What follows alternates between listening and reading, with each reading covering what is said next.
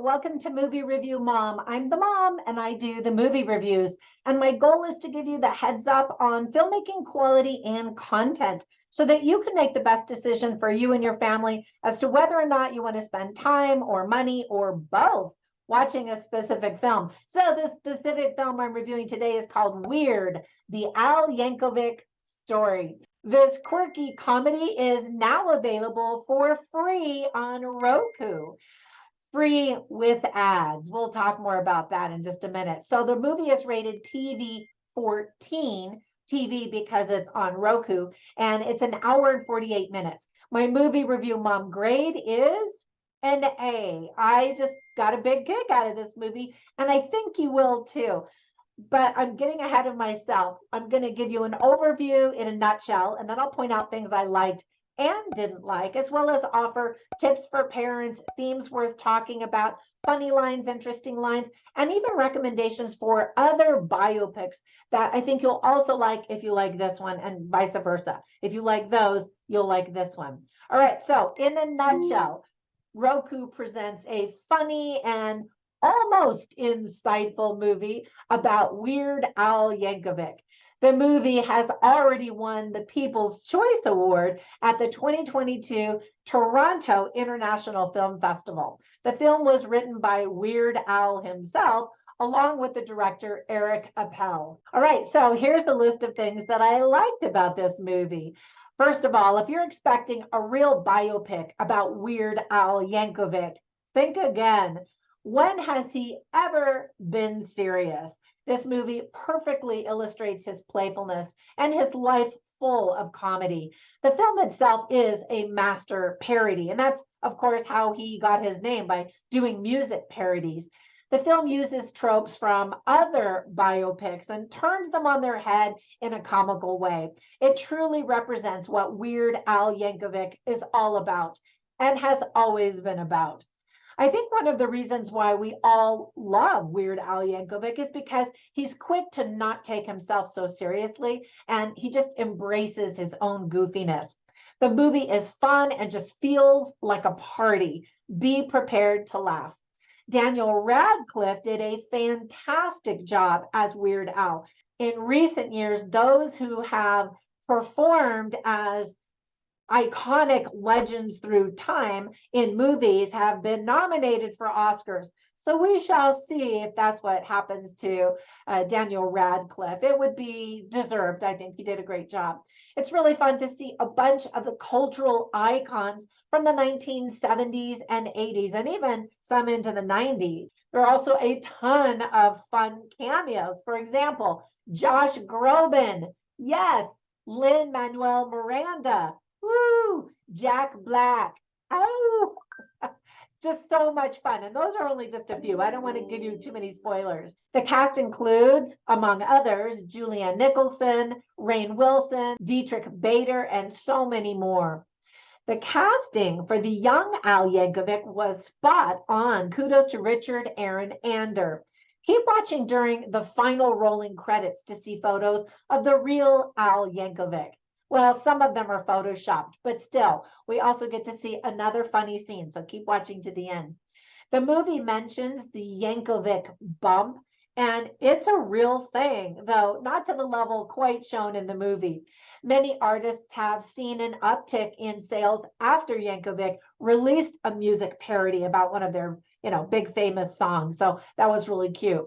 Fun fact, the end credits feature an original song by Weird Al Yankovic. The lyrics point out a specific person in the credits, production manager for Funny or Die, Savas Thomas Yanalu, reference the song credits, and include a reminder that the song itself is technically eligible for Oscar consideration, which I think is funny. All right, with all that praise, there were just a few things that I didn't like or just thought could have been done better. For example, most people will be frustrated that the only option to view this movie is on Roku with ads. Not everybody has Roku. I remember I met this guy, I did something nice for him and he gave me a Roku, and I didn't even know what a Roku was. It sat in my closet for months until finally I was like, well, what is this thing? And then when I finally realized it, I dropped my satellite system for TV and have been on Roku for probably the past, I don't know, 12 years now. Anyway, I love Roku, so I'm a fan. However, I recognize not everybody uses that. Some viewers, I think, will also be surprised that this isn't an actual biopic of Al Yankovic. He may have to die before we ever get a real serious dramatic one, although you really couldn't even do a serious biopic of his life because his life is so filled with humor, comedy, and just laughter. And I love that about him. Let me give you some tips for parents as your kids might be interested in watching this. Young kids won't know, recognize, or really appreciate the many personalities from the 70s, 80s, and into the 90s that are represented in this movie. A lot of the humor will fly over the heads of young viewers. We see a shirtless man. There's lots of alcohol and cigarettes and drunken behavior and bad behavior. Some of the themes represented and shown well in the movie are celebrating who you are, the power of music, not taking yourself so seriously, and supporting your friends' dreams. All right, so I always write down funny lines and interesting lines so that you can get a taste and feel for the movies that I review. So you can see them all on my written review at moviereviewmom.com. So check that out over there.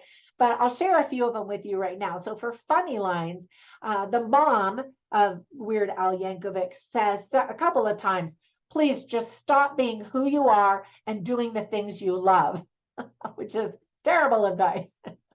And then Weird Al says, you think you're going to stop me from playing? You'll see, one day I'm going to be the best.